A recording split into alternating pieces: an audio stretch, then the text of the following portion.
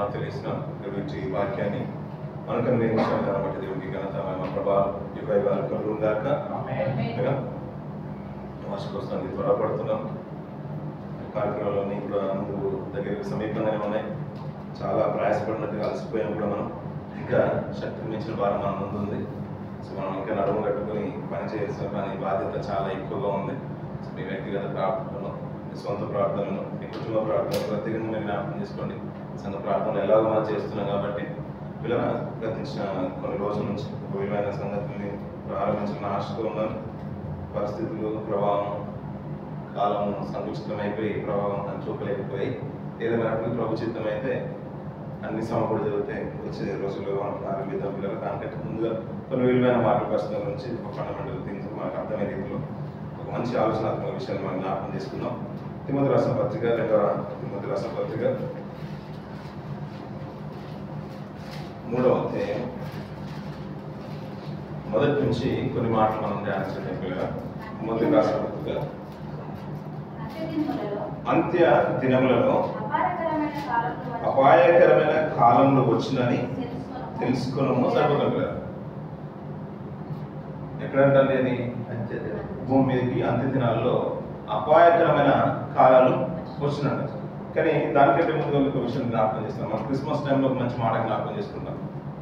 గలతీ రాసిన పత్రికలో కాలము సంపూర్తి అయినటువంటి దేవుడు తన కుమారుని భూమికి పంపించారు. మనం ఏమంటారంటే అంత్యకాలాలు అప్పుడే ప్రారంభమైపోయాయి, కాలం అప్పుడే సంపూర్తి అయిపోయింది. సో అంత్యకాలంలో క్రీస్తుకు ప్రారంభం నుంచి మనం క్రీస్తు శకము క్రీస్తు పూర్వం అంటున్నాం కాబట్టి ఎప్పుడైతే ప్రభు జన్మ ప్రారంభమైందో ఈ లోకానికి వచ్చాడో ఆయన భూమికి ఉద్భవించిన దినం మొదలుకొని అంత్యకాల దినాల్లోనే ఉన్నాం అనుకుంటాం.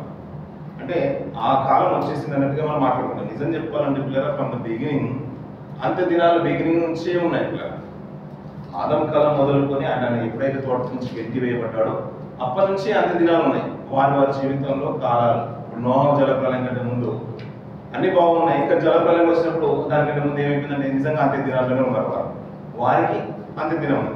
అంటే ఆ రోజు కాలం సంపూర్తి అయిందని ఎందుకు ప్రస్తావన తీసుకొచ్చిందంటే దేవుడు ఒక నిర్ణయం తీసుకున్నారు. జగత్తు పునాది వేయబడక ముందే క్రీస్తులు మనల్ని ఏర్పాటు చేసుకున్నాడు, ప్రేమ చేత ఏర్పాటు చేసుకున్నాడు, ప్రభుని లోకానికి పంపించిన ఆశ కలిగినాడు. కాబట్టి ఎప్పుడైతే ప్రణాళిక ఉందో ఇంచుమించు ఇశ్రాయేల్ కాలం మొదలుకొని రాజులు తరం ముగిసిన తర్వాత మళ్ళీ వారు బానిసత్వంలోకి వెళ్ళిపోవడం, వారు విడిపింపబడడం, రాజులు లేని కాలంలో అన్ని రాజులు ప్రపంచాన్ని ఏలుతున్న రోజుల్లో రోమ ప్రభుత్వ కాలంలో ఒక కాలం దేవుడు నిర్ణయించుకున్నాడు.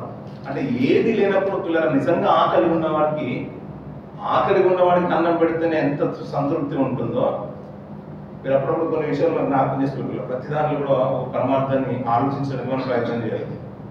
ఇండియా వెళ్ళిన తర్వాత మనం అప్పుడప్పుడు రైల్వే స్టేషన్లు కానీ బస్ స్టేషన్లు కానీ కొంతమంది చూస్తూ ఉంటారు. పిల్లలు వారికి ఏదైనా కావాలని ఆశతో ఎదురు చూస్తూ ఉంటారు. చేతులు పట్టుకుని మరీ లాగుతుంటారు, కాళ్ళు పట్టుకుని మరీ వదులుగా పట్టుకుంటారు. అమ్మ ఆకలి అవుతుంది, కొద్దిగా ఏదైనా తెప్పించండి టిఫిన్ సెంటర్ దగ్గర కానీ బస్ స్టేషన్ దగ్గర కానీ చూస్తూ ఉంటారు. మనం అప్పుడే తినాలనుకుంటాము. ఆ టైంలో ఎవరైనా వచ్చి అడుగుతున్నప్పుడు కానీ అప్పుడు మనం చూస్తూ ఉంటాం కదా, మీడియాలో కూడా మనం చూస్తూ ఉన్నాం. కాబట్టి అది వాళ్ళకి ఇవ్వగానే పట్టరానంత సంతోషం ఉంటుంది. ఆ రోజు భోజనం దొరికేస్తుందని వాళ్ళు ఇంకా కూడా తిరిగి చూడకుండా ఆ భోజనం పట్టుకొని పరిగెత్తుకుని వెళ్ళిపోతారు. ఎందుకంటే తనతో పాటు తన తల్లికి పెట్టాలనో, తన కుమార్తె పెట్టాలనో, లేకుంటే తన అన్నకో చెల్లికో ఎవరితో పాటు తనతో పాటు కలిసి తిని తృప్తి పడాలని ఆశతో దొరికిన పార్సల్ని కానీ ఫుడ్ని కానీ పట్టుకొని త్వరగా వెళ్ళిపోతుంటారు. అప్పుడు సంతోషం వేరేగా ఉంటుంది. అంటే ఆకలి ఉన్నప్పుడు ఏదైనా అందుతే ఎంత అద్భుతంగా ఉంటుందో దేవుడు ఎప్పుడు అనుకున్నాడంటే ఒక కాలం నిర్ణయం చేశాడు. అప్పుడు పంపించాలనుకున్నాడు. ఆ కాలం ఏంటంటే అంటే రైట్ టైం ఏంటంటే రోమ ప్రభుత్వ కాలంలోనే ఆ రాజుల కాలములందు అని దానిలో ప్రవచనం ఏదైతే ఉందో ఆ కాలము సంపూర్తి అయింది. అప్పుడు తన కుమారుని పంపించేశాడు. ఇక్కడ ఒక మంచి మాట ఏంటంటే పౌలు గారు అన్న మాట ఏంటంటే అంత్య దినాలలో అపాయకరమైన కాలాలు వచ్చిందని తెలుసు. అంటే ఇంకా తిమోతికి చెప్తున్న మాట ఏంటంటే ఈ తరంలో పౌలు గారితో ఉన్న తరంలో మొదటి శతాబ్ద కాలంలో చెప్తున్న మాట ఏంటంటే అయ్యా ఇది అంత్య దినాలు కదా, ఈ అంత్య దినాల్లో అపాయకరమైన కాలాలు వస్తాయి, అలాంటి పరిస్థితులు రాబోతాయి అని చెప్తున్నాడు. వచ్చినని తెలుసుకును ఎలానగా స్వార్థ ప్రియులు, ధనాపేక్షలు, బింకములాడు వారు, అహంకారులు, దూషకులు, తల్లిదండ్రులకు అవిధేయులు. సరిపోతుంది పిల్లలు. ఎక్కువ మంచి ఇక్కడ చాలా విషయాలు మనకి ఎప్పుడు విన్న మాటలే. దాంట్లో ఒక బాగా నేను జ్ఞాపకం చేయాలనుకుంటున్నాను. అవిధేయులు అంటున్నాడు పిల్లలు. ఎవరికి అవిధేయులు అంటారు? తల్లిదండ్రులకు అవిధేయులు.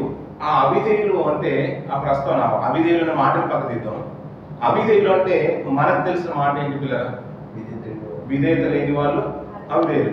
మనము దాని ఆపోజిట్ వర్డ్నే మనం ఆలోచించేసాం పిల్లలు. మంచి ఏది ఉందంటే దానికి ఆపోజిట్ వర్డ్ ఏంటి? చెడు గురించి మాట్లాడుకున్నాం. అవిధేయుల ప్రస్తావన ప్రత్యేకంగా మాట్లాడుతున్నట్టే మనకు లోకంలో అడగని పిల్లలు. లోకంలో అడగమంటే వాళ్ళకి తెలిసిన చాలా విషయాలు చెప్తూ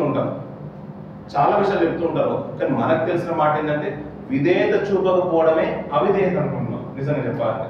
దీని గురించి ఒక ప్రస్తావన పాత నిబంధనల గ్రంథంలో కూడా జరిగింది పిల్లరా. ఆ మాట కూడా చూసుకొని ఈరోజు వాక్య భాగంలో ముందుకెళ్దాం. ఇర్మియా గ్రంథము 4వ అధ్యాయం 4వ వచనం నుంచి కొన్ని మాటలు మనం చూద్దాం పిల్లరా.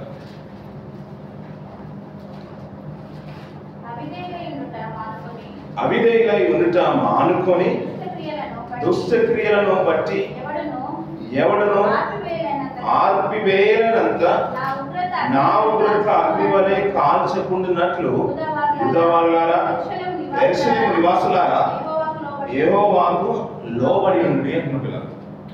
ఇక్కడ మాట మళ్ళీ చెప్తే అవిధేయులై ఉండుట మానుకొని అంటాడు. అంటే విధేయత చూపించాలి, అవిధేయులై ఉండుట మానుకొని మీ దుష్ట క్రియలను బట్టి ఎవడను ఆర్పివేయలేనంత నా ఉగ్రత అగ్ని వలె కాల్చకుంటున్నట్లు అంటాడు.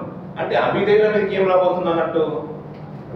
ఉగ్రత రాబోతుంది. ఆ ఉగ్రత ఎలా ఉండబోతుందంటే ఎవడను ఆర్పివేయలేనంత నా ఉగ్రత అగ్ని వలె కాల్చకుంటున్నట్లు అంటాడు. అంటే అది కాల్ చేస్తుంది కాబట్టి ఎవరిని కాల్ చేస్తుందంట? అవిధేయుల్ని కాల్ చేస్తుందంట. ఒకవేళ మీరు ఆ కాల్చకుండా ఉండాలంటే ఆ అవిధేయతను విడిచిపెట్టి మానుకొని దుష్టక్రియలను బట్టి ఎవడూ ఆర్పివేయచాలంట. అంటే దాన్ని ఇంకా ఎవడు ఆర్పచేయాలంటే ఏం లేదు, నేను ఆర్పేస్తానండి అని మనం దానికి ఇంకొక మాట జోడించాల్సిన అవసరం లేదు. సాక్షాత్తు దేవుడు కలుగుతున్న మాట ఏంటంటే దుష్టక్రియలను బట్టి ఎవడనూ ఆర్పివేయనంత నా ఉగ్రత అగ్ని వలె కాల్చకుంటున్నట్లు యూదావారులారా, యెరూషలేము నివాసులారా, యెహోవాకు లోబడి ఉండండి అంటున్నాడు. అంటే అవిధేయత అనే మాట చిన్నగా అక్కడ కనిపించినా అలాంటి అవిధేయత కనబడితే దేవుని ఉగ్రతే వస్తుందంట. ఆ ఉగ్రత వచ్చినప్పుడంట దాన్ని ఎవరు ఆర్పవచ్చాలనంత విస్తారంగా ఉంటుంది. దాని ఇంకా సామర్థ్యం అంతా ఇంత కాదు అని చెప్తున్నాడు. ఆ మాటలో ఉన్న వెయిట్ అర్థం అవడానికి మాట ఏంటంటే అవిధేయత కలిగి ఉంటే దేవుడు సహించలేడు అనే మాట మనకు అర్థమవుతుంది. ఉగ్రత రాబోతుంది భూమి మీద అంటున్నాడు పిల్లలు. ఇదిలా ఉంచుకున్న పిల్లలు మంచి మాట. నెహెమ్యా గ్రంథంకి వచ్చేది 9వ అధ్యాయం. నెహెమ్యా గ్రంథము 9వ అధ్యాయం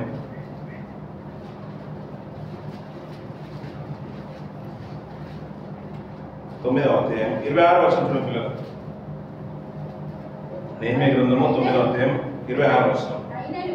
అయినను వారు అవిధేయులై నీ మీద తిరుగుబాటు చేసి నీ ధర్మశాస్త్రమును లక్ష్య పెట్టక త్రోసివేసి నీ తట్టు తిరగవల్లని తమకు ప్రకటన చేసిన నీ ప్రవక్తలను చంపి నీకు బహుగా విసుగు పుట్టించినట్టు పిల్లలు. అంటే ఇంకా అవిధేయులు అంటే ఎలాంటిదో ఆ కేటగిరీ గురించి చెప్తున్నాడు. అంటే అది ఎలా వస్తుంది అవిధేయత అంటే ఆ మాట గురించి చెప్తూ నీ మీద తిరుగుబాటు చేసిన వారికి ఉన్న లక్షణాలు చెప్తున్నాడు. అవిధేయులు ఉన్న లక్షణాలు అంటే వారు నీ మీద తిరుగుబాటు చేసిన వారు, నీ ధర్మశాస్త్రాన్ని లక్ష్య పెట్టగా త్రోసివేసిన వారు, నీ తట్టు తిరగవలనని తమకు ప్రకటన చేసిన నీ ప్రవక్తలను నీకు బహుగా విసుగు పుట్టి అంటే చంపేశారు. ప్రవక్తలు అంటే దేవుని పక్షాన వచ్చిన సేవకుని వాక్యాన్ని ప్రకటించి దేవుని వైపు తిప్పాలనుకున్న వారిని ప్రకటించడానికి వస్తూ ఉంటే వారిని చంపి బహుగా విసిగిపోయాడంట దేవుడు. ఎవరి వల్ల? అవిధేయుల వల్ల. వారికి ఉన్న లక్ష్యం ఏంటంటే దేవుని మాటను లక్ష్య పెట్టరు. అక్కడ మాట చూడండి, దేవుని మీద తిరుగుబాటు చేసేవారు, ధర్మశాస్త్రాన్ని లక్ష్య పెట్టారు.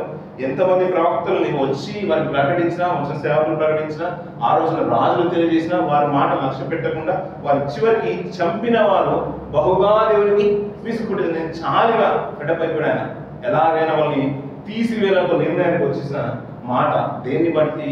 అవిధేయతను బట్టి. ఇందాక చదువుకున్న మాట తల్లిదండ్రులకు అవిధేయులు అంటున్నాడు. కానీ ఇక్కడ ఉన్న మాట ఏంటంటే అయ్యా నీకు తల్లిదండ్రులకు అవిధేయుల గురించి మాట కాదు అది. అక్కడ మాట ఏంటంటే అయ్యా నా మీద తిరుగుబాటు చేసిన వారు, సాక్షాత్తు దేవుని మీద తిరుగుబాటు చేసిన వారు, సాక్షాత్తు దేవుని యొక్క ధర్మశాస్త్రాన్ని వాక్యాన్ని లక్ష్య పెట్టని వారు, వారిని నా వైపు తిప్పుకోవాలని నేను ప్రవక్తలు పంపిస్తున్నప్పుడు వారిని లక్ష్య పెట్టక వారిని చంపి నాకు బహుగా విసుగు పుట్టించిన వారు అవిధేయులు అంటున్నాడు. అలాంటి వారిని నేను ఏం చేయాలనుకుంటున్నానని ఇర్మియా గ్రంథంలో మనం చదువుకున్న మాట 4వ వచనం. అక్కడ చదవను మళ్ళీ 4వ వచనం. అవిధేయులైన మానుకొని నీ దుష్ట క్రియలను బట్టి ఎవడను ఆర్పివేయాలంత నా ఉగ్రత అగ్ని వలె కాల్చకుండునట్లు యూదా వారులారా యెరూషలేము నివాసులారా యెహోవాకు లోబడి ఉండండి అంటున్నారు. నాకే లోబడినప్పుడు ఈ తల్లిదండ్రులను మీకు ఎలా లోబడతారు, మీకు ఎలాంటి విధేయత చూపిస్తుంటారు. అందుకనే కొన్ని తరాలు వచ్చేసే పిల్లలు సమాజంలో ఆ రోజున ఆది కాలంలోనే ఉన్నాయి. ఫ్రమ్ ద బిగినింగ్ నుంచి మనం చూస్తూ ఉంటే త్వరితమైన కాలంలోనే దేవునికి విసుగు పుట్టేసిందంట. వారి హృదయం నొచ్చుకున్నాడంట వారిని కలుగజేసినందుకు. మనం అంటాం కదా, నేను కన్నందుకు నేను అదైపోయానురా, పుట్టుకున్న పోయిన బాగుండేది, నీ బదులు ఆడపిల్ల బదులు మగపిల్లడు పుట్టినా బాగుంటుండే, మగపిల్లల బదులు ఆడపిల్ల పుట్టినా బాగుంటుండే అని ఎప్పుడైతే విసిగెత్తినప్పుడు తల్లిదండ్రులు అంటారో అలాంటి మాటలు ఆదిలోనే దేవుడు అన్నట్టుగా మనం వింటూ ఉంటాం కదా. వారు నా మీద తిరుగుబాటు చేసిన వారు, దేవుని మాటను లక్ష్య పెట్టని వారు, అలాంటి వారికి నా వైపు తిప్పాలని ఆలోచన కలిగి నేను ప్రవక్తలు పంపిస్తుంటే వారిని చంపి నాకు విసుగు పుట్టించిన వారిని నేను ఏమంటున్నా అంటే అగ్నిని ఈ లోపలకు పంపించాలనుకుంటున్నాను. ఇవన్నీ ఎవరు కూడా ఆర్పచారనంతా నా ఉగ్రత అగ్ని వలె కాల్చుకుంటున్నట్లు దయచేసి ఇక్కడైనా యెహోవాకు లోబడి ఉండండి అంటున్నట్టుగా ఆ మాట అలాగే ఉంచుకొని పైన ఒక మంచి సంకేసేటువంటి పిల్లలు 4వ మాట అవిధేయులు అన్న దగ్గర ఒక సంకేసేటువంటి పిల్లలు మీ హృదయములకు చేదన సంస్కారం చేసుకోండి అంటారు. లోబడి ఉండండి అనే మాట్లాడుతూ ఏమంటున్నాడంటే విధేయులైన అంటున్నాడు. అవిధేయులైన మాటకు వ్యతిరేకంగా మాట్లాడారు అంటే ఆపోజిట్ వాడు మనం ఇందాక చూసాం కదా. విధేయత చూపని వారిని అవిధేయులు అన్నాం. అది ఎలాంటి విధేయత అంటే దేవుని మాటని లక్ష్య పెట్టేవారు విధేయత గురించి మాట్లాడుతాం. అవిధేయత అంటే ఏంటి? దేవునికి తిరస్కరించిన వారు, దేవుని యొక్క వాక్యాన్ని వినని వారు, ఆయన మాటలు అంటే ప్రవక్తల ద్వారా పంపిస్తున్నప్పుడు ఆయన మాటలు లక్ష్య పెట్టి నా వైపు తిరుగుతారని ఆశపడ్డప్పుడు ఆ మాటలు ఏమాత్రం కూడా లక్ష్య పెట్టకుండా వారిని చంపిన వారు, వారి వల్ల విసుగు చెందినవాడు దేవుడు. ఎవరి వల్ల? అవిధేయుల వల్ల. కానీ విధేయత గురించి మాట్లాడతాం అంటే దానికి అగేనిస్ట్ గా అపోజిట్ వాడు ఏదైనా ఉందంటే విధేయత అన్నాం కదా. అలా విధేయతల గురించి ఎలాంటి విధేయత వస్తుందంటే దాని గురించి మాట్లాడుతున్న మాట అంటే మీ హృదయములకు చేదన సంస్కారం చేసుకోండి. చేదన సంస్కారం మీ హృదయాలకు చేసుకోండి అంటాడు. అది చేదన సంస్కారం చేసుకుంటే ఏమైపోతుంది? ఆటోమేటిక్ ఏమైపోతుంది అంటే విధేయులకు వచ్చేస్తారంట పిల్లలు. అప్పుడప్పుడు పిల్లల పాత నిబంధన గ్రంథంలో కొన్ని మాట మనం చూస్తూ ఉంటాం, కొత్త నిబంధనలు కూడా మనం చూస్తూ ఉంటాం. మీ హృదయాలకు క్రొవ్వు పెట్టిన అనే మాట మనం వింటూ ఉంటాం. వారికి క్రొవ్వెక్కి మీరు నన్ను మర్చిపోదురు అనే మాట మోషే గారు కూడా మాట్లాడుతూ ఉంటారు. నేను మరణమైన తర్వాత దేవుడు చేసిన మేలును మర్చిపోతారు, అప్పుడు దేవుడు మిమ్మల్ని తప్పకుండా శిక్షలకు తీసుకుని వెళ్ళిపోతారు, మళ్ళీ బానిసత్తులకు తీసుకుని వెళ్ళిపోతారు అని మోషే గారు కూడా హెచ్చించి మరీ మాట్లాడుతూ ఉంటారు. ఇక్కడ మాట ఏంటంటే అలా వచ్చినప్పుడు అంటే ఆటోమేటిక్గా కృతజ్ఞత భావాన్ని మర్చిపోయిన తర్వాత వచ్చేది ఏంటయ్యా అంటే అవిధేయత. అలాంటి వారికి దేవుడు చెప్తున్న మాట ఏంటంటే హృదయ ఛేదన సంస్కారం చేసుకోండి అంటున్న పిల్లలు. ఈ మాటను ఇలా ఉంచుకున్న పిల్లలు కొత్త నిబంధనలో మంచి మాట మనం జ్ఞాపకం చేసుకుందాం. మత్తయి సువార్త ఎప్పుడు వింటున్న మాట 5వ అధ్యాయంలో 5వ అధ్యాయం శుద్ధి గురించి మాట్లాడుతున్నాం. హృదయ శుద్ధి గురించి 5వ అధ్యాయం. హృదయ శుద్ధి గలవారు ధన్యులు, వారు దేవుని చూచెదరు అంటారు పిల్లలు. దేనికి శుద్ధి అంట? హృదయానికి శుద్ధి అంట పిల్లలు. హృదయ శుద్ధి ఉంటే దేవుని చూస్తుంటారు. మన క్యాప్షన్ కూడా అదే కదా, మన బ్యానర్లు అన్నింటిలో హృదయ శుద్ధి గలవారు ధన్యులు. ఎన్ని వర్షం?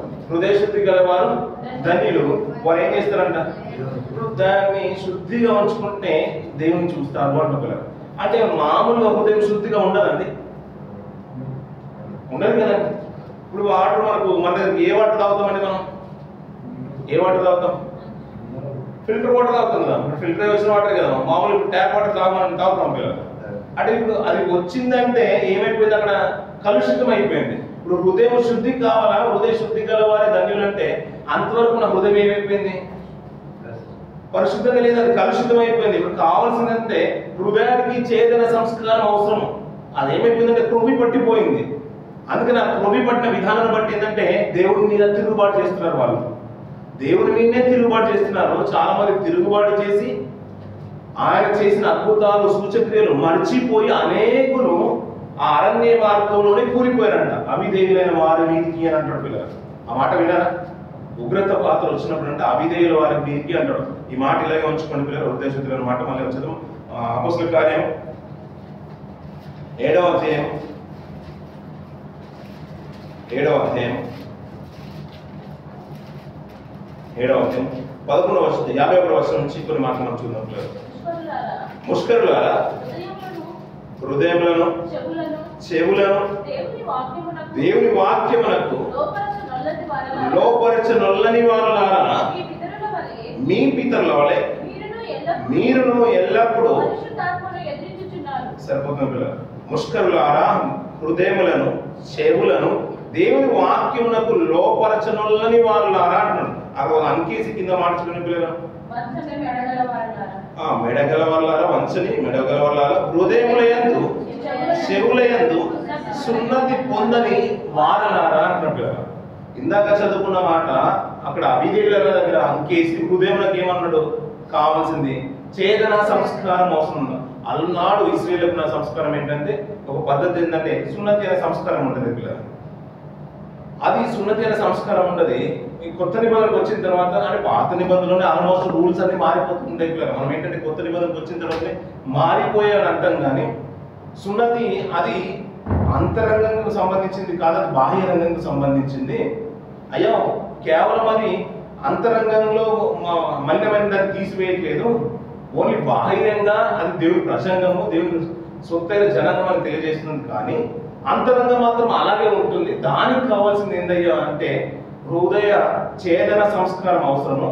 ఇక్కడ పౌలు గారు అపోస్తలుల గారు మాట్లాడుతున్న మాట ఏంటంటే మెడను వంచని మెడగల వాళ్ళారా హృదయములయందును చెవులయందును సున్నతి పొందని వారులారా అంటున్నారు.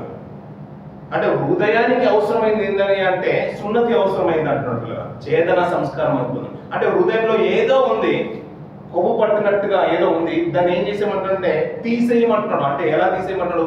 ఆ రోజు సున్నతి ఏదైతే ఉందో ఎలాగైతే ప్రజల్లోకి ఒక గోప్యంగా చర్మాన్ని తీసేసి నాకు సొత్తైన ప్రజంగా ఎలాగైతే నిరూపించుకున్నారో, మీరు దేవుని ప్రజలు దేవునికి విధేయులైన వారుగా ఎలా కనబడాలంటే హృదయానికి ఉన్న దాన్ని క్రొబ్బి పట్టిన దాన్ని అవిధేయత వచ్చిన దాన్ని బట్టి హృదయం మారిపోయింది. దాని నుంచి ఏదో ఒకటి మీరు ఏం చేయాలంటే తీసేయమంటున్నాడు పిల్లలు. ఆ దాన్ని చేసుకుంటేనంట చెవులయందును హృదయములందును సున్నతి పొందని వారులారా అంటున్నారు.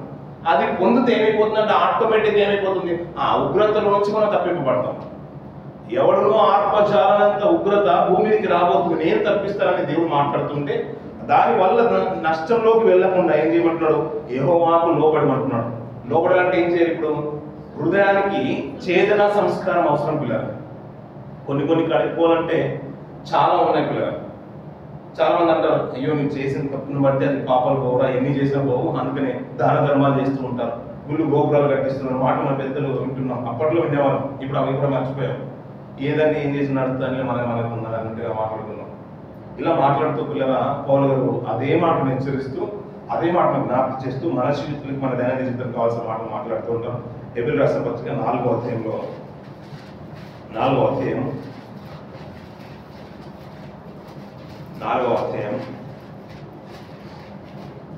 6వ వర్షం నుంచి 12వ వర్షం వరకు మంచి మాటలు చేస్తుంటారు పిల్లలు. కాగా ఎవరో కొందరు విశ్రాంతిలో ప్రవేశించుతారన్న మాట నిశ్చయము కనుకను ముందు సువార్త వినిన వారు,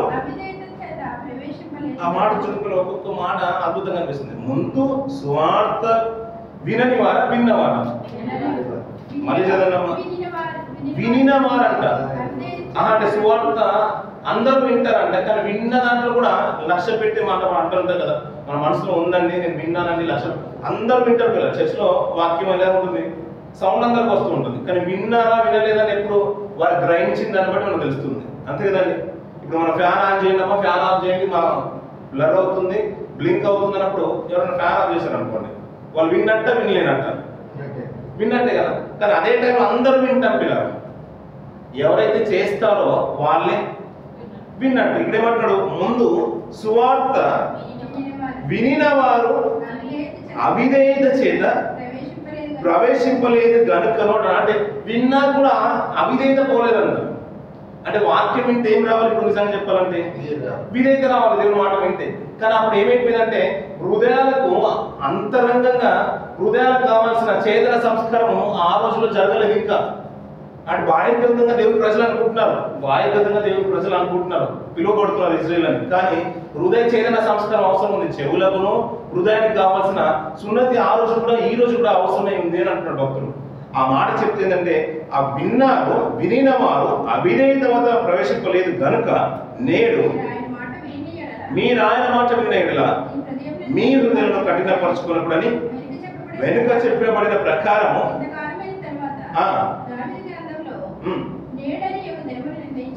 సరిపోతుంది కదా. అంటే కనీసం ఇకనైనా ఏంటంటే మాట విన్న తర్వాత హృదయాన్ని కఠినపరచుకోకూడదనే విషయాన్ని పౌలు గారు తెలియజేస్తున్నారు. అలా విధేయత అవిధేయత ఉంటే ప్రాబ్లం అయ్యా ఏంటయ్యా అంటే అది మనని నరకంలోనికి నడిపించేస్తుంది, దేవునికి లోబడకుండా చేస్తుంది, దేవుని మాటలు వినకుండా చేస్తుంది. అందరూ వింటారు కదా, గ్రహింపలేని వారు చేయని వారిని గురించి మాట్లాడుతూ అయ్యా ఇది ఉంటే నా ఉగ్రత వస్తుందని దేవుడు తెలియజేస్తున్నాడు. మరి ఎలా జరుగుతుంది అది?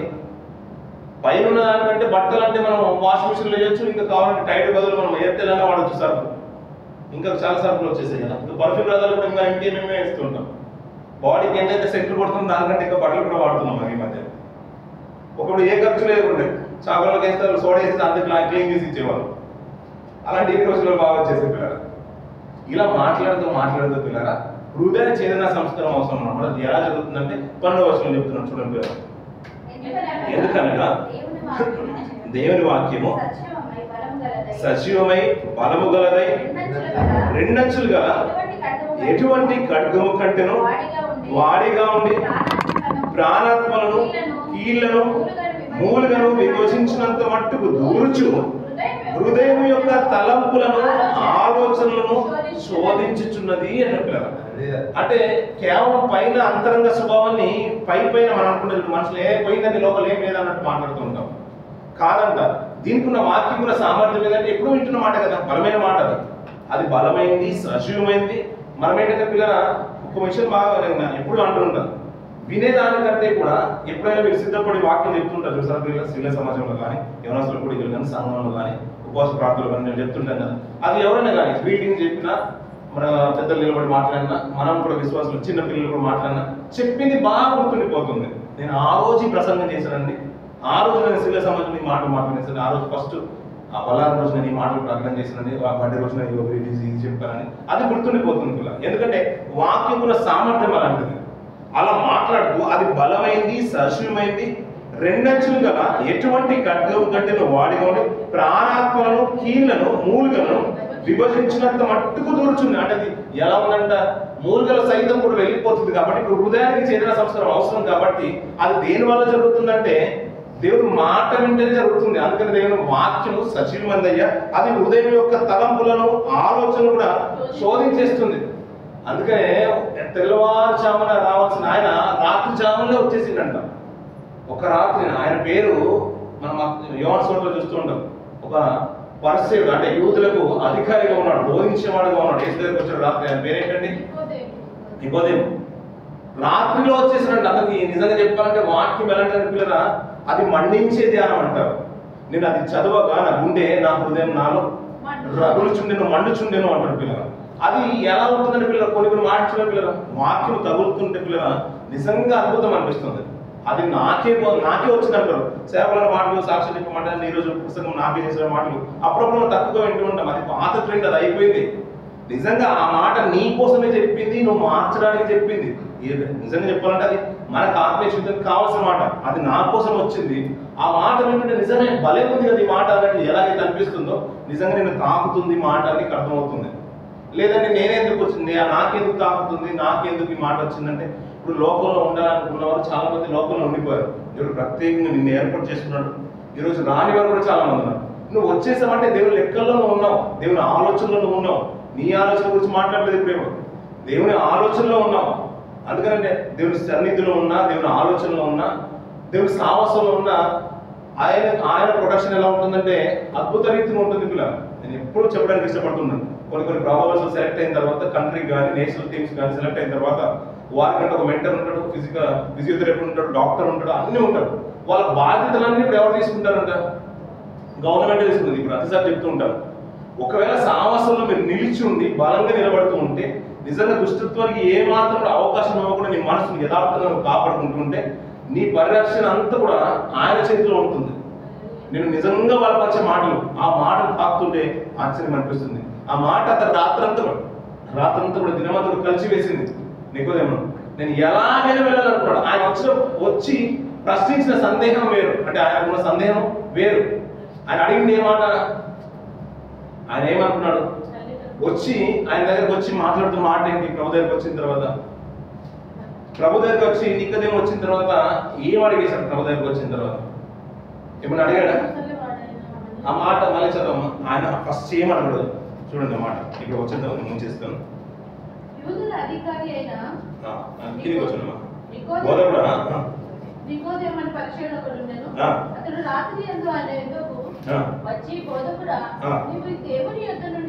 ఆయన చెప్తున్న మాట చూడండి పిల్లలు, ఆయన చెప్తున్న మాట చూడండి. అంటే నికోదేముకు ఉన్న సందేహం ఏంటంటే, ఆయనకున్న ప్రశ్నార్థకం ఏంటంటే, నువ్వు దేవుని దగ్గర నుంచి వచ్చేసావు. ఆయన కన్ఫర్మేషన్ చెప్తున్నాడు, నువ్వు దేవుని దగ్గర నుంచి వచ్చిన బోధకుడు అని మేము ఎరుగుదాం. అంటే ఆయన కూడా కన్ఫర్మేషన్ క్లారిటీ ఏంటంటే, నువ్వు ఎవరికో కాదు, సాక్షాత్ దేవుని దగ్గర నుంచి వచ్చిన వాడు. ఇప్పుడు అవును నిజమే చెప్పింది కరెక్టేనా అన్నాడు ప్రభు యొక్క తీర్మానం చూడండి పిల్లలు. ప్రతిసారి అంటే సువార్తలన్నింటిలో కూడా చూడండి పిల్లలు, ఆయనకు వచ్చే క్వశ్చన్ వేరు, ఆయనకి ఇచ్చే సమాధానం వేరు. అంటే ఈయన గతించే దినాల్లో జ్ఞాపకం చేసిన ఒక మంచి మాట ఏంటంటే, అదే 2వ అధ్యాయము 24వ వచనము, అయితే యేసు అందరినీ ఎరిగినవాడు కనుక ఆయన తను వారి వశము చేసుకోలేదు. ఆయన మనుషుని ఆంతర్యమును ఎరిగినవాడు. ఏమి ఎరిగినవాడు? ఆంతర్యం ఎరిగినవాడు. అంటే ప్రశ్నకు సమాధానమే కాదు, తన మనసులో ఏమైతే క్వశ్చన్తో అతను సతమతం అవుతున్నాడో ఆ సామర్థ్యాన్ని ముందు బయట పెట్టాడు. ఆయన వచ్చి బోధకుడు వచ్చినావు దేవుని దగ్గర నుంచి, నిజమే నేను వచ్చింది దేవుని దగ్గర నుంచి వచ్చేసాను, నువ్వు సత్యమే చెప్పేసావు అని అతన్ని గొప్ప చేయట్లేదు. నీకు మంచి ఆలోచన వచ్చిందని నీ మనసులో ఈ ప్రశ్న ఉంది, దీనికి సమాధానం అది. అంటే దేవుని దగ్గరికి రావాలనుకుంటున్నావు కదా, దేవుని రాజ్యానికి వెళ్ళాలనుకుంటున్నావు కదా, ఒకడు క్రొత్తగా జన్మించాలి. ప్రభు చెప్పిన సమాధానం అది. అంటే ప్రభువుకు ఉన్న ఆలోచన అంటే ప్రతి ఒక్క హృదయ రాశులు ఎరిగినవాడు కాబట్టి ఆంతర్యం కూడా ప్రభు ఎరిగినవాడు. ఆ వాక్యం ఏంటంటే పిల్లల అతన్ని దినమంతా కలిసి వేసేసింది. ఎలాగైనా సమాధానం కావాలనుకున్నాడు పిల్లల. అందుకనే వాక్యం కూడా సామర్థ్యం ఏంటంటే పిల్లల నిన్ను ఊరికి పడుకోబెట్టదు పిల్లల. నిజంగా అర్థమవుతూ ఉంటాయి, దేవుని కొరకు ఏదో బ్రతకాలని, దేవుని కొరకు ఏదో క్రియేట్ చేయాలని నిన్ను నడిపించేస్తూ ఉంటుంది. ఆ మాటలు విన్నప్పుడు అంటే ప్రార్థన జీవితాలు మనం చూస్తూ ఉంటే, పితల జీవితాలు చూస్తూ ఉంటే పిల్లల, రాజులు సైతము ఆ మాటలు విని హృదయంలో నొచ్చుకొని వస్త్రాలు చిప్పుకొని అన్నపానాలు మానేసి దేవుని సన్నిధిలో గోజాడుతూ ఉంటే దేవుడు తన ప్రవక్తను పంపించాడు, కుమారుడు నువ్వు రాజు అయినను నీ స్థితి మర్చిపోలేదు. నువ్వు మాట విన్నప్పుడు నీ హృదయాలు చెప్పుకున్నావు. అంటే దేవుని మందిరానికి రావు చేస్తూ ఉంటే ఆ గ్రంథంలో ప్రతులు దొరికినప్పుడు చదవగానే తన హృదయం నొచ్చుకొని వస్త్రాలన్నీ కూడా చింపుకొని మరి దేవుని కొరకు నిష్ఠగా బ్రతికేసాడు. దేవుడు అలాంటి వారిని ఎప్పుడు మర్చిపోలేదు పిల్లలు. అంటే వాక్యం కూడా సామర్థ్యం ఏంటంటే అది అంత గొప్పది అన్నప్పుడు మనం తీసుకునే విధానం సరిగా లేదు. అయినా ఏదో ఫార్మాలిటీ కొరకు చదువుతున్నాము, ఏదో వింటున్నామని కాదు. ఆ మాట వింటుంటే ఏదైతే నికోదేము సైతము మార్పు దాని గురించి దానికి ఉన్న విలువ ఏంటో, దానికి ఉన్న గొప్పదనం ఏంటో అర్థం చేసుకుని పరిపూర్ణమైన అవగాహన తెచ్చుకోవడానికి ప్రభు దగ్గరికి రాత్రికాలంలో పరిగెత్తుకుని వచ్చాడు అనుకోండి. అంటే చాలా సందర్భం దానికి ఎలాగ వచ్చాడో అనేక విధాలు మనం వింటున్నాం. కానీ మనసును ఏంటంటే పిల్లలు రగిలింపజేస్తూ ఉంటుంది ఒక జ్ఞానం. అది ఎలాగే ఉంటుంది, జ్ఞానము ఒప్పంగా చేయను. విన్నవాడికి ఏముంటుందంటే దేవుని యొక్క వాక్యము ఎప్పుడు చెప్పాలా, ఎప్పుడు దాన్ని ఏ రీతిగా విశుద్ధపరచాలా, కొత్త రకంలో మనం ఏ రీతిగా మాట్లాడుకోవాలని ఆలోచన కలుగుతూ ఉంటుంది. అది ఎందుకంటే ఎంత మట్టుకు దూరుతుందంటే ప్రాణాత్మ కీళ్లను సైతం విభజించినంత మట్టుకు దూరి అది ఎలా ఉంటుందంట, మూలుగులను ఎముకల్లో ఉన్న మూలుగులను కూడా కదిలించేస్తున్నారు పిల్లలు. పేతురు మాట్లాడుతున్నప్పుడు వారికి ఊరికి అనిపించలేదు, మీరు చంపేశారు సాక్షాత్ ప్రభుని, ఆయన రక్షకుడుగా దేవుడు మనకు అనుగ్రహిస్తూ ఉంటే మేము మెస్సేని చంపేశారన్న మాట నిజంగా మన హృదయాన్ని నొచ్చుకుందంట పిల్లలు. ఎప్పుడన్నా హృదయం ఎక్కడ ఉంటుందండి, ఎక్కడ ఉంటుందండి మీకు మాట్లాడాలి, ఏదైనా సినిమా పాటలు చెప్పట్లేదండి. హృదయం ఎక్కడ ఉంటుందండి? శరీరంలో ఒక భాగంలో ఉంటుందని కూడా మనం చెప్పలేమంట పిల్లలు. మన ఇంగ్లీష్ బైబిల్లో ఇందాక మన మాట మనం జ్ఞాపకం తీసుకున్నాం కదా పిల్లలు, ఛేదన సంస్కారము హృదయముకు కావాలన్న మాట అంటే వాళ్ళు ఇంగ్లీష్లో ఏమంటారు అంటే దాన్ని హార్ట్ అనే పిలుస్తుంటారు. హార్ట్ అంటే ఆ ఫోర్ స్కిన్ అనేదంట అవే ఫ్రమ్ ద హార్ట్ అని మాట్లాడుతుంటారు. అంటే అంటే హృదయాన్ని నుంచి అంటే ఆ స్కిన్ దూరం చేయమంటాడు. అంటే హృదయం అనే మాటకు వాళ్ళు పెట్టిన పేరేంటంటే హార్ట్ అని పిలుస్తున్నాం. నాకు గుండెను హార్ట్ అని పిలిచినట్టుగా హృదయాన్ని కూడా అందరూ ఏమనుకుంటారు అంటే గుండె అనుకుంటున్నారు. అది శరీరంలో ఎక్కడుందో కూడా ఎవరికి తెలియదు పిల్లలు. హృదయం అనేది నీ కాళ్ళలో నొప్పి తగిలినా నీ హృదయం వేదనలో గుర్తుంది. ఎవరైనా ఒక మాట అన్నా అప్పుడప్పుడు మన రక్త సంబంధులే కానీ మన ఆత్మీయులే కానీ తీరని మాట ఏదైనా మనం మీద అన్నా అవమానం మీద పడ్డా నిందొచ్చినా పిల్లలతో నిందొచ్చినా తల్లిదండ్రులతో ఒక రోజు మాట వచ్చినా ఎప్పుడు ఎక్కడ పెయిన్ ఉంటుందంటే కడుపులో పెయిన్ ఉంటుంది. అరే నేను కన్నాను కదా నీవు నావడి కదా అని ఎక్కడో పెయిన్ స్టార్ట్ అవుతుంది. అంటే అప్పుడప్పుడు ఎలా మారుతుందంటే హృదయం ఏదో జరిగిపోయినట్టుగా ఇక్కడ నుంచి ఇక్కడికి స్థితిగతులు మారినట్టుగా మనకు అనిపిస్తుంది. నిజంగా చెప్పాలంటే అది హృదయం ఎక్కడ ఉందో కూడా ఎవరికి తెలియదు. అది అంతర్గతంగా సంబంధించి అంతర్గతంగా దానికి లోతైన దానికి సంబంధించింది. అది మనసులో సంబంధించిన అది మెదడులో ఉంటుందని అప్పుడప్పుడు ఇక్కడ మాట్లాడుతున్నాం కాదు పిల్లలు, దానికి ఇక్కడ సంబంధం ఉంది. అది అనుమానంలో ఉంటుంది. అది అందుకనే ఏంటంటే ఆ హృదయానికి కలిగిన క్రొవ్వును ఆ చేతన సంస్కారం చెవులకు హృదయానికి కావాల్సిన చేతన సంస్కారం దేని వల్ల జరుగుతుందంటే అది వాక్యం వల్లనే కలుగుతుంది అంటున్నాడు. ఇది కనుక వాక్యాన్ని మనల్ని కడిగి పవిత్రంగా నిలబెడుతుంటారట ఆటోమేటిక్గా అవిధేయత పోయి విధేయతలకు మనం వచ్చేస్తాం పిల్లలు. ఒకవేళ అవిధేయత కనుక ఉంటే పిల్లల పాత నిబంధన గ్రంథంలో అవిధేయుల మీదకి దేవుని ఉగ్రత వచ్చిందంట. ఉగ్రత వచ్చినప్పుడు జలప్రలయం వచ్చింది. ఉగ్రత వచ్చినప్పుడు అగ్ని గంధకాలు వచ్చేసాయి. అది అగ్ని గంధకాలు వచ్చేసాయి కదా నేను ఆర్పజాలగలుగుతాను దాన్ని ఆర్పి వేయగలుగుతాను అనే మాట మనం సెకండరీగా తీసుకోవడానికి కూడా ఏమీ లేదు కదా. మనం ఎప్పుడు మనం వింటున్న మాటలు ఒక మంచి మాట జ్ఞాపకం చేసి నేను ముగించేస్తాను పిల్లలు. ఒక మంచి మాట మనకు అబ్రాహాం గారి కాలంలో లోతు గారి కాలంలోనే ఏం జరిగింది? సొదొమ గొమొర్రా అగ్ని గంధకాలు వచ్చే పిల్లలు. ఎప్పుడు మనం విన్న మాటలు ఎలా ఉంటాయంటే పిల్లల మనం విన్న మాటలు అంటే మన ఆలోచన ఏంటంటే ఎంతవరకు మనం తీసుకుని వెళ్తామో అంతవరకు మనం తీసుకుని వెళ్ళగలుగుతాం.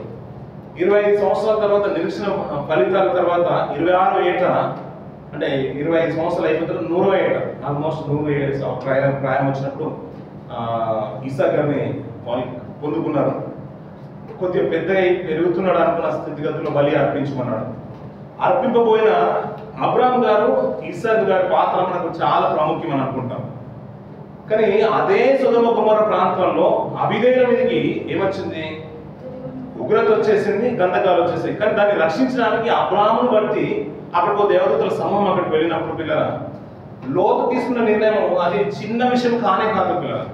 మనకు చరిత్రలో నిలిచిపోయిన మాటలు ఏదో మాట నేను ఎప్పుడు జ్ఞాపకం అనుకుంటాను. నిజంగా అనిపించింది, వాస్తవమే కదా తండ్రి అనిపించింది. కాబట్టి దేవుడు ఇవ్వాలనుకున్నవాడు తప్పకుండా ఇస్తాడు. అంతగా నమ్మి 25 ఏళ్ళు నిరీక్షించిన అబ్రాహాముకు దేవుడు కుమారుని ఇచ్చిన తర్వాత బలిచ్చేయమన్నాడు అనుకోండి. సపోజ్ అబ్రాహాం గారు ఇచ్చేసాడు అనుకున్నాం, ఇచ్చేశాడు, లిటరల్గా అతను చంపేశాడు. తర్వాత ఇస్తాడనే ఆ సందేహం అబ్రాహాం గారిలో ఉంటుందంట?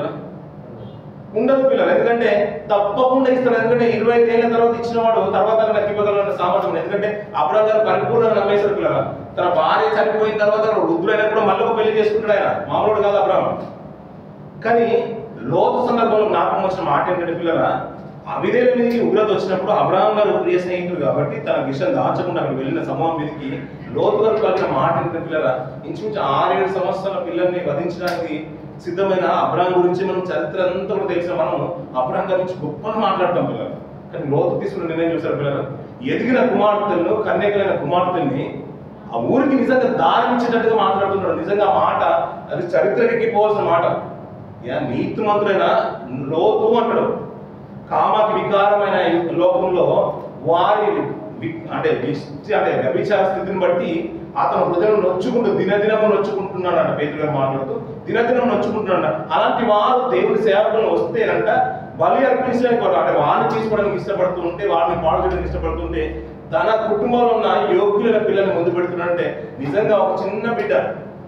అప్పుడప్పుడు మనం వింటున్న మాటలు ఏంటంటే అయ్యో అప్పుడే పుట్టాడండి, హాస్పిటల్లోనే చనిపోయిన మాటలు ఉన్నప్పుడు మన అయ్యో అని మనం ఎలాగైతే ప్రార్థన చేస్తూ ఉంటామో 6 సంవత్సరాలు వచ్చిన తర్వాత బిడ్డ చనిపోయినా 7 సంవత్సరాలు వచ్చినప్పుడు బిడ్డ చనిపోయినా అబ్రాహాం గారు కూడా అంతే బాధపడి ఉండొచ్చు పిల్లలు తీసుకుని వెళ్తున్నప్పుడు.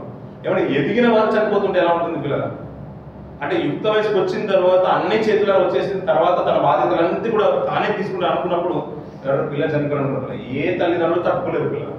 అలాంటి తట్టుకోలేని స్థితిలో ఉన్నా కూడా లోతు వారి ఇద్దరు పిల్లల్ని ముందు బిడ్డలను ఆశపడ్డాడు చూసారు పిల్లలు, ధైర్యం చేశారు చూసారు పిల్లలు. నిజంగా గొప్ప విషయం. లాజర్ గారు అంటే అబ్రాహం గారి కంటే కూడా లోతు గారి కొద్దిగా వెయిట్ ఉన్న మాట అనిపించింది నాకు. ఎందుకంటే పిల్లలు యుక్త వయసుకు వచ్చేసారు, అలాంటి వారికి సమర్పించడానికి సిద్ధపడిపోతున్నాడు పిల్లలు. ఏదో దేవుడికి సమర్పించిన ప్రతిఫలం వచ్చేదేమో, కానీ దేవుని సేవకులను పరిరక్షించుకోవడానికి లోతు గారు ముందుకు వెళ్తున్నట్టే చాలా అద్భుతం అనిపించింది. అలాగే పిల్లల అవిధేయత ఉంటే అవర్ దేశంలో ఉన్న 2 పట్టణాలు ఏ రీతిగా అయితే నాశనం అయిపోయో దేవుని ఉగ్రత ఎవరు నిలపలేకపోయారు కదా. అవిధేయత నుంచి మనం కూడా బయటికి రావాలంటే దేవుని వాక్యం ఇక్కడైనా హృదయ కాఠిన్యానికి వెళ్ళకుండా దేవుని మాటలంటే మనం లక్ష్య పెట్టాలంటారు. లక్ష్య పెట్టినప్పుడు అది మన హృదయాన్ని చేదనా సంస్కారం చేస్తున్న చెవుల్ని కూడా వినగల చెవులుగా తీసుకొస్తుందంట. కానీ తిమోతి కాలానికి వచ్చేసరికి వెళ్ళి తీతు కాలానికి వచ్చేసరికి వెళ్ళి ఆ అంత్య దినాల్లో అపాయకరమైన కాలం ఎలా వచ్చాయంటే చెవులు గలవారు. ఎలాంటి చెవులు గలంటే వినే చెవులు కాదంట, అది దురద చెవులు గలవారంట. కాలం మారుతూ వస్తున్న కొద్దీ ప్రజల్లో ఇలాంటి వారు వస్తారయ్యా, ఇలాంటి స్థితిగతులు వెళ్ళిపోతున్నాయి. కానీ ప్రతిసారి దేవుని మాటను ఎలా ఉంచాలంటే దేవుడు ఈ రోజు నాతో మాట్లాడబోతాడు. ఆ మాటల్లో నాకు అనువైనది, నా స్థితిగతులకు తగ్గింది, ఆయన కొరకు ఇంకా గొప్పగా మాట్లాడడానికి బ్రతకడానికి దేవుడు అవకాశం చూసే మాట నాకు ఈరోజు ఇవ్వబోతుందని ఆశతో ఎదురు చూసారు పిల్లలు. భక్తుల జీవితాలు అంతా కూడా అలా బ్రతికారు కాబట్టి చరిత్రకి ఎక్కారు. నీటి ఇవాళ మనం స్వాగతం తెచ్చుకుంటాం. అలాంటి కోవాలకు మనం వెళ్ళాలంటే పిల్లలు నిజంగా దేవుని మాటలు అంతే మనం లక్ష్యం పిల్లలు. ఈరోజు మనకు మంచి మాట క్యాలెండర్ వాక్యం ఎవరి చదువుతారో తెలియదు, కానీ మనకంట ఎలాంటి మాట ఉందంట, ఒక మంచి స్థిరమైన ప్రవచన వాక్యం ఉందంట. దాని అందు మీరు లక్ష్యం ఉంచిన ఎడల మీకు మేలు అంటాడు. ఆ మాట పిల్లలు ముంచేద్దాం. పేతురు రాసిన పత్రిక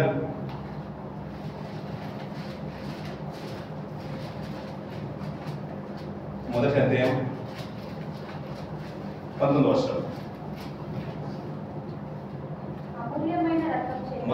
పేతురు రాసిన పత్రిక 2వ పేతురు రాసిన పత్రిక 1వ అధ్యాయం 19వ వచనం.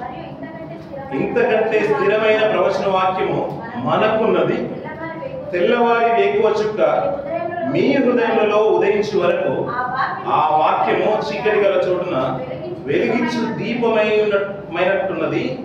దాని యందు మీరు లక్ష్యముంచిన ఎడల మీకు మేలు అంటున్నారు. ఈ లోకంలో ప్రతి దాంట్లో మనం మేలు పొందుకోగలుగుతాం. దేని యందు లక్ష్యం వస్తే, దేవుడి యొక్క క్రీస్తు యొక్క మాటల యందు లక్ష్యం వస్తే.